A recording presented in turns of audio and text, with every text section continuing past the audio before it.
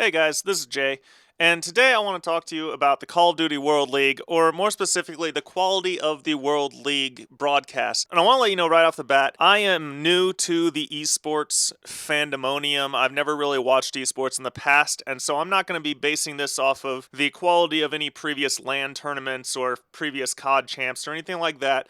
I'm more basing this on what I'm noticing in terms of sports broadcasts, like the difference between the NFL and the NHL, and things like that, and things that go into making a really good broadcast and making a better viewing experience for the viewer, because that is what really makes or breaks a league. You know, football in and of itself is not a more entertaining sport than hockey, but the NFL does a much better job with their broadcast than the NHL does, and therefore the NFL is this huge monstrosity of an organization, while the NHL is kind of at the bottom of the four main sports in America. And so I want to apply some of the logic that I've noticed over the years as a typical sports fan to the Call of Duty World League specifically, so let's get to it.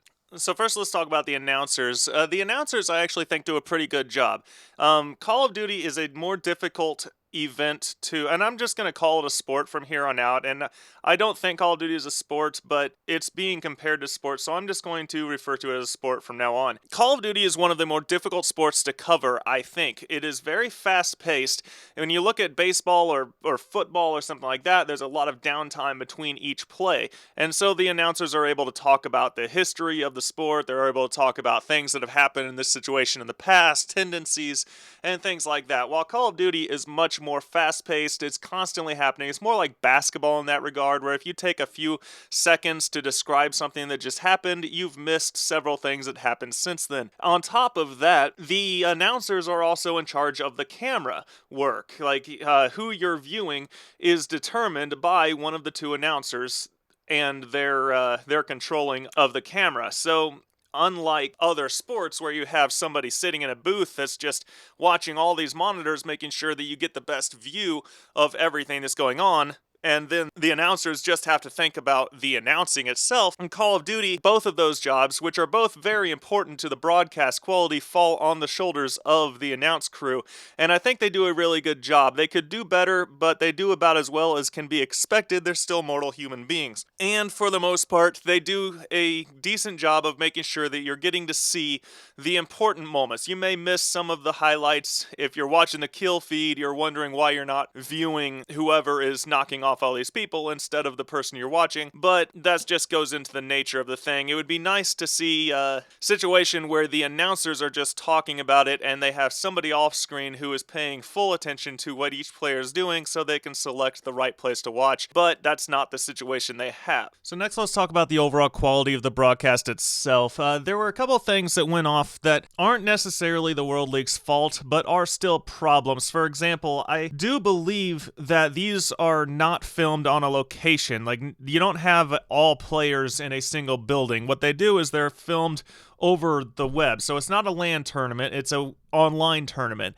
And they run into the same problems that we run into a lot. For example, there were times when you would get into a game and they'd be halfway through the game and then somebody would get kicked or lose their connection and then they have to start all over. This isn't necessarily their fault, but it is a problem and it happened multiple times. What bothers me about it though is that there was inconsistencies. For example, there was a game involving FaZe where one of the players couldn't get into the lobby, and they played 4 rounds of search and destroy with only 3 players against the other team's 4 players before that guy was able to get in and logged on. Now, obviously, FaZe lost that game, and interestingly enough, they won a couple rounds after they got all 4 of their players, but that just wasn't enough to overcome the deficit that they were already in.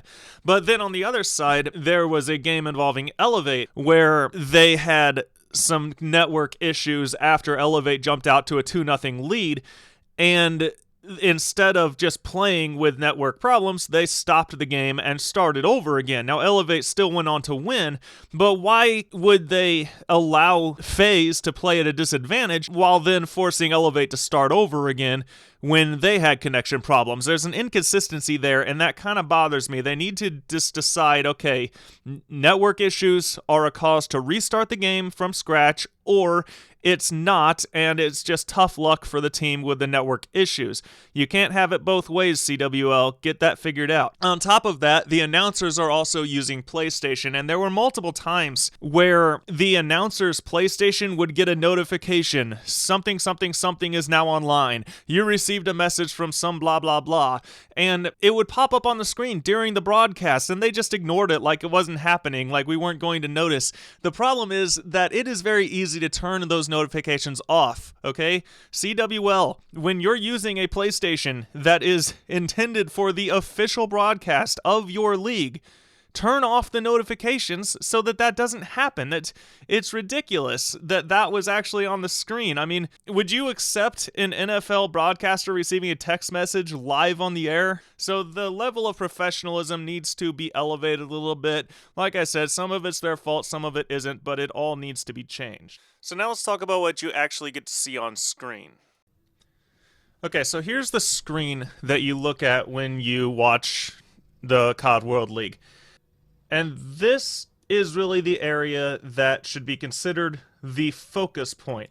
This is where you want your audience to be focusing on as much as possible, because this is the action area of the screen. Everything that's going to be actually entertaining to see will be on the screen in this square. And the goal of the broadcast is to have as much information in this square as possible without cluttering up the square. You'll notice that there's nothing in the square except for the gun right now. Now, there's a few things that I really like. For example, I love the scoreboard. You can see right here you have very distinct, noticeable scores. They're large numbers, they're easy to read, and they're black on a white background, which means when you're focusing in this area, you can very easily, just in your peripheral vision or at a very quick glance, look up here and see what the score is. So the scoreboard is fantastic. On top of that, it's very easy to tell which side you're supposed to be looking at. The teams are very easy to see right there, and you're not in a situation where you have to look all around the screen to see what's going on. Also, the clock is in a very easy, nice space as well. And so the point is, it takes very little effort to see what the score is, what the time is, and which team you're looking at. So the scoreboard itself is fantastic, but there is some stuff that's really a big problem. For example, if you want to know which character you're looking at or which team you're looking at, there's two places to look. You've got this box right here, where if it's red, it's one team, if it's green, it's the other team. And you got these guys up here, where if it's down here, you're looking at the red team, if it's up here, you're looking at the green team. The problem is, all three of these spaces take a little bit of effort to look at. You have to take your eyes off of the main screen and actually focus on this area over here or this area over here to really keep up with who you're watching. Another problem is that the Call of Duty World League moves really fast, and it is not easy to keep up with where all this stuff is. They might switch players 5 times in 10 seconds, and in the middle of switching players, they're switching teams over and over again. So it really is a pain. It's really difficult to keep an eye on what exactly is going on. My solution to this is have each player using a specific camo on their weapon, because the weapon is right in the middle of the screen and you're going to see it regardless. So let's just stick with green and red.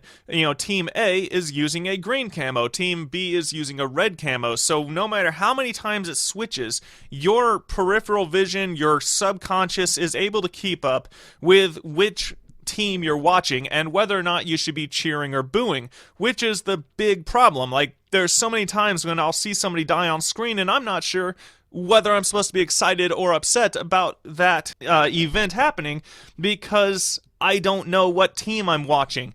Now, of course, it's easy to keep up with what the score is. It's easy to keep up with things. If they stay on someone longer than 3 seconds, it's easy to just look over here or look over here and know exactly what's going on. But when they're going really fast and the announcers are off on some tangent about how amazing something was in the last game or whatever, it's really hard to keep up with who you're actually watching or what team you're actually watching, and that adds a lot to the experience. And when you compare it to the NFL or any sport really, you can tell the difference. Like, these guys are the Browns, these guys are the Chargers. It's very, very easy to know who's doing what. So if you're in the middle of some action situation and they throw the ball deep and the camera follows the ball and then somebody wearing white catches it, well, you know, without even have to think about it, the white team is the Chargers. If you're a fan of the Chargers, you should be excited about that. Or if they hand it to the running back, there's a fumble and then you see somebody in brown pick it up, you know that the Browns have recovered the ball, and so you should be happy or excited or upset or depressed based on which of those things happened. It's very, very easy to keep up with it because they look so vastly different, and there's no reason why the COD World League can't do the same thing. And I've heard some arguments against using camos on the weapons, and they're fairly valid. For example, one was because of the ban and protect situation, you have a very limited time to set up your classes before the game starts, and so they don't want to have to take the added time to cycle through all the camos to find the correct one that they're supposed to be using for each gun in each class that they set up before the game. But there's a very easy solution to this as well. All you have to do is before the event, just as early as possible, you go through and you set up a special variant of each weapon, one with the red camo, let's go red and green, one with the red camo, one with the green camo. So when you select your weapon to use during the match, all you have to do is select that weapon, then hit right on the control pad twice or once, depending on on which variant you're using, and select the correct variant. It's actually a very easy solution. It doesn't take any extra time, and it would make the viewing experience that much better. So ultimately, I've really enjoyed the World League, and while there's few things I would change, I gotta say the overall effect of the World League has been a lot of fun. I'm hoping that this will last through most of the offseason for the NFL because it gives me something to really look forward to and something to really be excited about every week. Thanks for watching. I hope you enjoyed the video, and goodbye.